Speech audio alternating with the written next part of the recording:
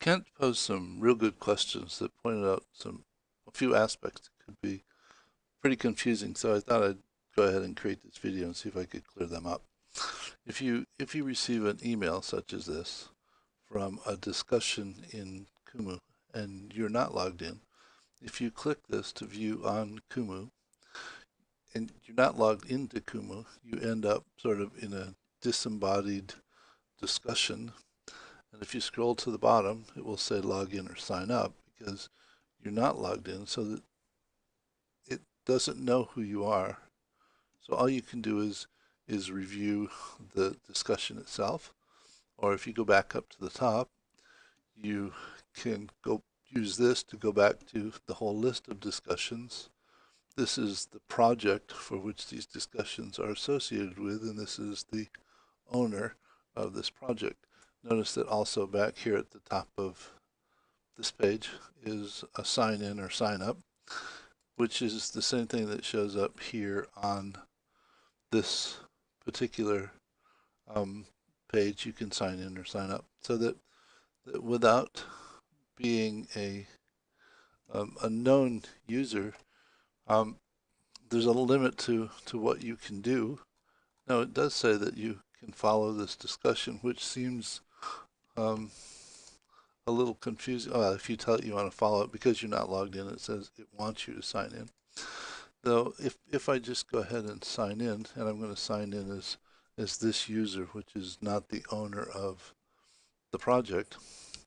So I sign in, takes me back to the discussion, and notice that now I can actually post a comment to this discussion and leave comments, so that Kumu now knows who I am, so that now I could follow this discussion, which would mean that I would receive an email for every new post that was added to this discussion. Now I'm following the discussion, but I'm not following the project itself.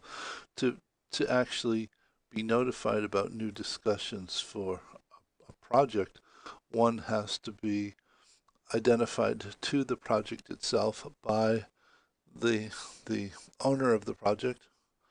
So if I go ahead and log back out and log in as STW, who is the person that owns this project, um, then here are all on my dashboard. Here are all of the projects that I have access to.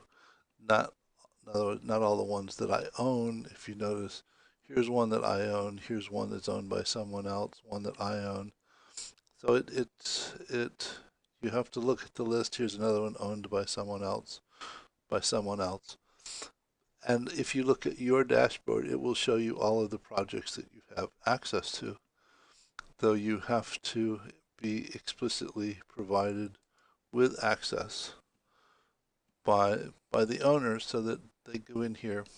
And if you're in the project itself, there are things here so that on the profile for the, the the map itself, as opposed to the profile for one of the elements, there's a drop down here which allows you to get to the discussions about this project, switch projects, or for the owner, there's a place to manage the members, so that STW and Jeff are managers of this project, and these people are observers, so that they would be notified anytime there was a new um, discussion initiated for this particular project.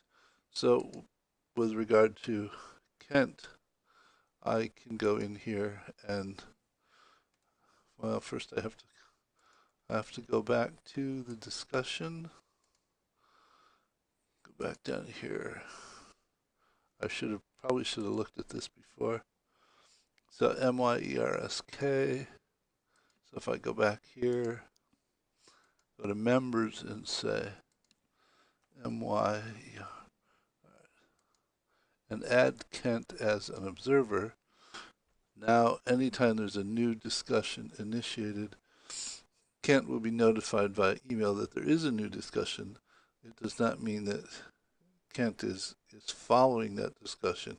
He'll have to decide to explicitly do that if he chooses.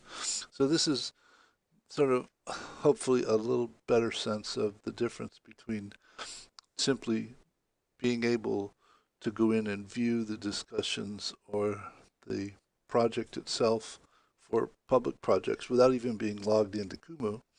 If you're logged into Kumu, you then are able to post to discussions. If you're actually a member of the project, not only can you post to discussions, but you're also in a position to edit them, and um, so. And the other thing was that in terms of um, what I was trying to do and demonstrate here is that this is the discussion about the systems thinking world design, and this discussion, as it progresses, continued to distill the essence of all of the various posts into a summary here, so that if somebody comes into this discussion, after it's been running for a couple of weeks, they don't have to walk through all the posts. They can read the summary, and then if they want to make a comment, they can click here, and this takes them right into the discussion itself, and they can go ahead and add a comment to the end of that discussion. And I'll go ahead and summarize it again in a few days and continue to repeatedly do that. And the idea is also that at some point in time there might be 4 or 5 people who are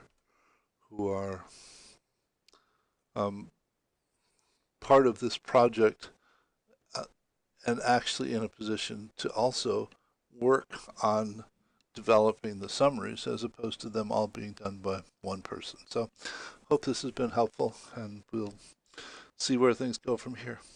Bye.